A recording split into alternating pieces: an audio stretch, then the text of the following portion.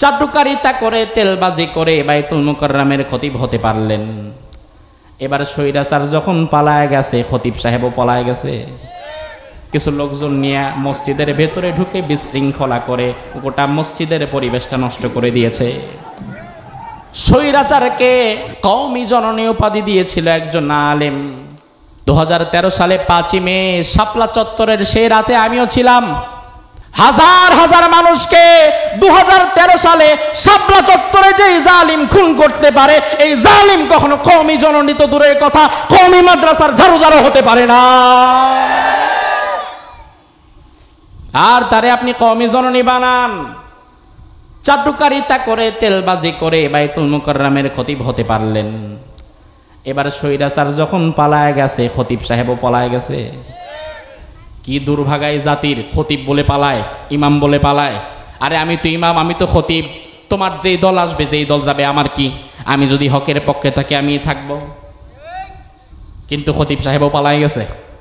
আজকে হঠাৎ কিছু লোকজন নিয়ে মসজিদের ভেতরে ঢুকে বিশৃঙ্খলা করে গোটা মসজিদের পরিবেশটা নষ্ট করে দিয়েছে। এই জাতির জন্য সবচেয়ে বড় গজব হচ্ছে এক শ্রেণীর দালাল চাটুকর মৌলবী, যারা স্বৈরাচারের দালালি করে, যারা জালিমের পক্ষে সাফাই গায়, যারা ভাস্কর্যকে, যারা মূর্তিকে ভাস্কর্যের নামে জায়েজ করতে চায়, এই সমস্ত জালিম দালাল মৌলবীদেরকে বয়কট করতে হবে। বাংলাদেশের জাতীয় মসজিদ বাইতুল মুকাররম, যেটা আমাদের জন্য একটা আবেগ এবং ভালোবাসার জায়গা, যেটা আমাদের জাতীয় মসজিদ, এই মসজিদে আজকে আমরা দেখলাম যে মসজিদে জোরে কথা বলা নিষেধ, যে মসজিদে একে অপরকে আঘাত করা নিষেধ, সেই মসজিদে আজকে আমরা দেখলাম মুসল্লি মারামারি করে রক্তারক্তি হচ্ছে। লজ্জাজনক বিষয়। মসজিদের ভেতরে যেখানে জোরে কথাও বলা ঠিক না, কিয়ামতের আলামত।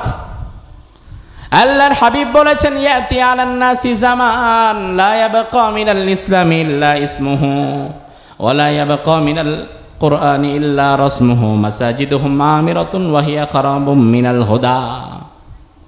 এমন এক জামানা আসবে ইসলাম থাকবে শুধু নামে, কামে না। এমন এক জামানা আসবে কোরআন থাকবে শুধু পৃষ্ঠার অক্ষরে, সমাজে নয়। এমন এক জামানা আসবে মসজিদগুলো হবে আলোকিত, তবে মসজিদের মধ্যে হেদায়েত থাকবে না। এবার আপনারা একটু বুঝে থাকলে বলেন তো, এমন জামানা আসবে নাকি এসে গেছে? আল্লাহর হাবিব বলেন, ওই যুগের কিছু আলেম থাকবে যারা আকাশের নিচে সর্বনিকৃষ্ট। ফিতনা তাদের থেকে প্রকাশ পাবে, আবার তাদের দিকেই ফিরে যাবে।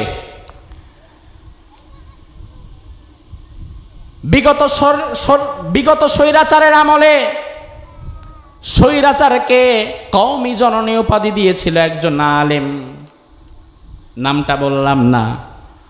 অথচ 2013 সালে দুনিয়ার সব হিসাব কিতাব আপনি বাদ দেন, 2013 সালে 5ই মে শাপলা চত্বরের সেই রাতে আমিও ছিলাম। মাদানী নিসাব 3য় বর্ষে পড়তাম উত্তরায়, বড় ভাইদের সাথে গিয়েছিলাম। এত ভালো বুঝিও না 2013 সালের কথা। আমার জীবনে কাটানো সবচেয়ে বিভীষিকাময় ভয়ঙ্কর রাত হচ্ছে সেটি।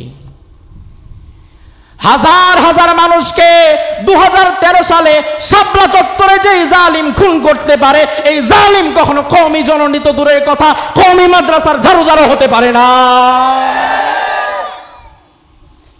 আর তারে আপনি কওমি জননী বানান। চাটুকারিতা করে তেলবাজি করে বাইতুল মুকাররমের খতিব হতে পারলেন।